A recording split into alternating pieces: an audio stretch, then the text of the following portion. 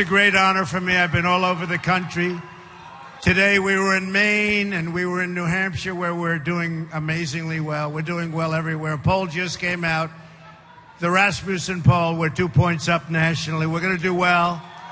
And I want to thank you so much for that welcome. Let me begin by expressing my gratitude to Shali.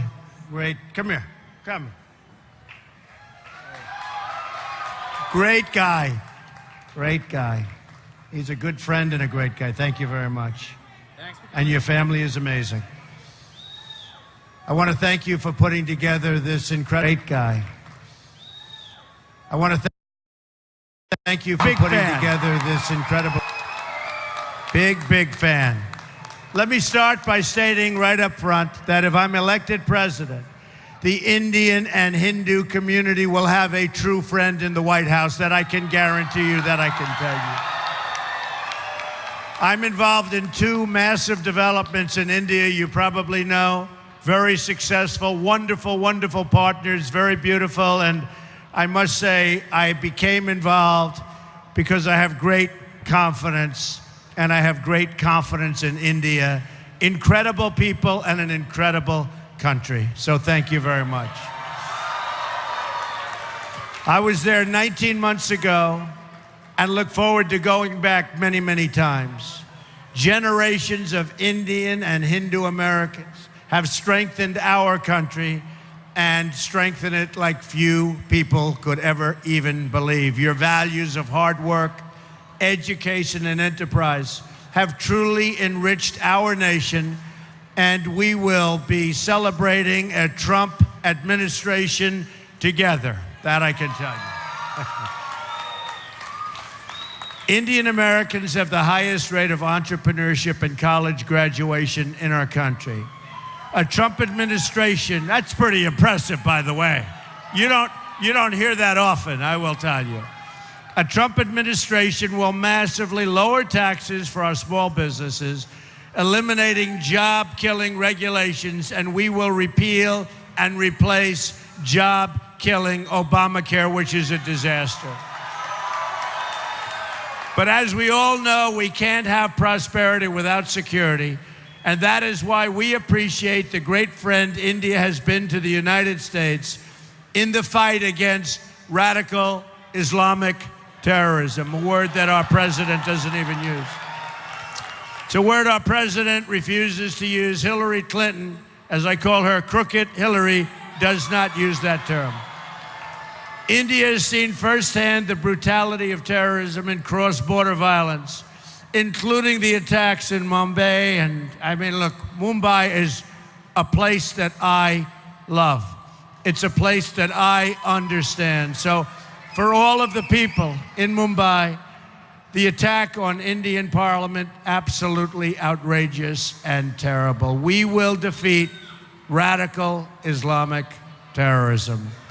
When I'm president, we will stand shoulder to shoulder with India in sharing intelligence and keeping our people safe mutually. This is so important in the age of ISIS, the barbaric threat Hillary Clinton has unleashed onto the entire world. India is key and a key strategic ally, and we don't want to even talk about it because there's nothing like the relationship that we will have. I look forward to deepening the diplomatic and military cooperation that is the shared interest of both countries. India is the world's largest, it's the world's largest democracy, an amazing statement, and is a natural ally of the United States. Under a Trump administration, we are going to become even better friends. In fact, I'll take the word even out because we are going to be best friends. There won't be any relationship more important to us. And I love when I see this over here because they're busting through the gates. They love us. We love you. There's a lot of love in this room. There's a lot of love. I look forward to working with Prime Minister Modi, who has been very energetic in reforming India's bureaucracy. Great man. I applaud him for doing so. And I look forward to doing some serious bureaucratic trimming right here in the United States. Believe me, we need it also. Americans have been asking for years, for decades, to trim the waste in government. The politicians can't do it, but I promise you this, I will do it. The wasting of taxpayer dollars will finally, in the United States, come to an end.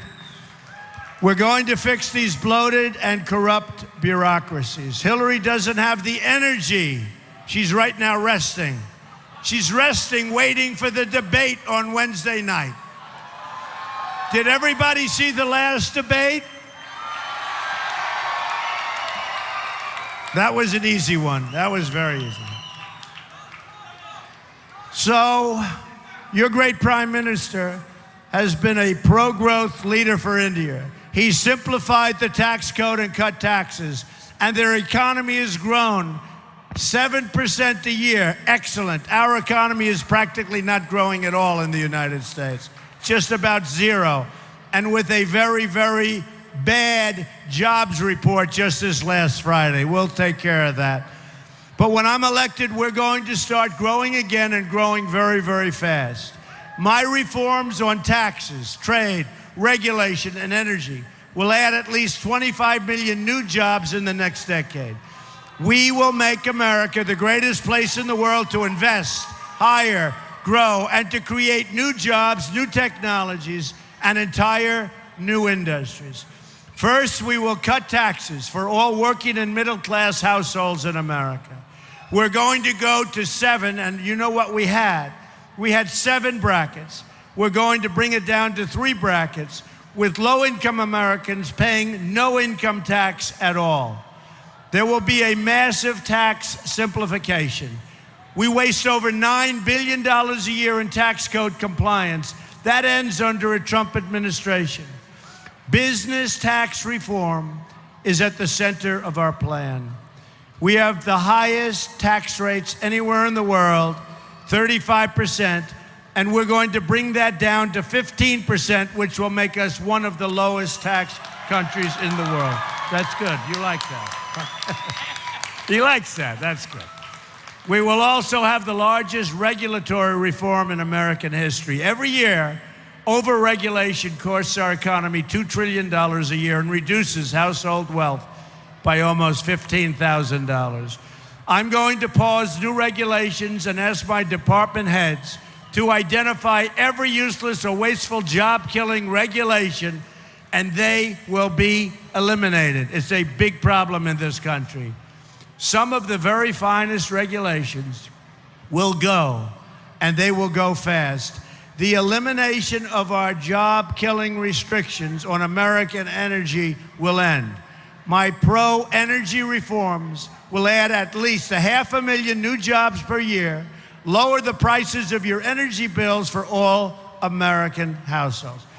Finally, we must fix our terrible trade deals and protect America's intellectual property, something you know a lot about. America's annual trade deficit with the world is now nearly $800 billion a year. China is stealing our intellectual property. Guess how much intellectual property a U.S. government official says China stole last year? The number is approximately $360 billion. In any event, we are going to have strong borders. We are going to have strong walls. We're going to have a wall. We're going to stop drugs from pouring into our country. The wall will be built. Mexico will pay for the wall. We haven't quite explained it to them yet. They don't quite know it yet. We're going to end up having great relationships with China and Mexico, but we are going to have a great relationship with India. Our leaders do nothing about all of the problems caused and all of the crime. They don't do anything about it. We are going to have a great society again. We're going to have honesty in government. We are going to save our Second Amendment. We are going to do so many things toward education, including the elimination of Common Core so we can bring our education local. We have to do it local. When it comes to trade, we're going to negotiate and renegotiate trade deals. We're going to have new trade deals. We believe in free trade, we believe. But our trade deals for our country are not good, they're not fair, they're not appropriate. We're going to change that. So we're going to have great trade deals, but we will be able to trade and do tremendous business, I can tell you, with India. So just in summing up, we are going to have a phenomenal future together. America is going to be a country that people will once again respect. We will be wealthy again. We will be strong again. We will be powerful again and hopefully not have to use our power. But we will be powerful and we will be smart. Our military is depleted horribly. Our military will be fixed. We have great, great people. Our military will be, again, will be what America's military should be. America's military has to be strong, and America has to lead through strength. Lead through strength. We will produce jobs. We will bring back our great companies. They won't be leaving anymore, and lots of good things will happen. You know, when I started this campaign, it was very simple. I talked about strong borders. I talked about good trade. I talked about strong military. But I had a theme, and the theme was very simple, and the theme has resonated all over the world. And the theme is, just like on those hats, make America great again. And that's what we're going to do. I want to thank you all for being here. This is a great honor to have this kind of a crowd. Thank you very much, and thank you, sir. Great.